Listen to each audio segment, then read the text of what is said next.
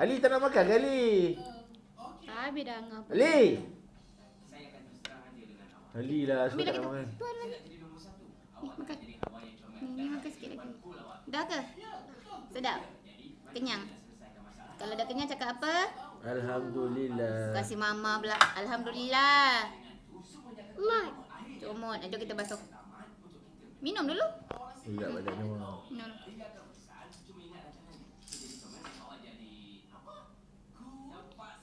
Minum banyak sikit. Habis. Ali tak nak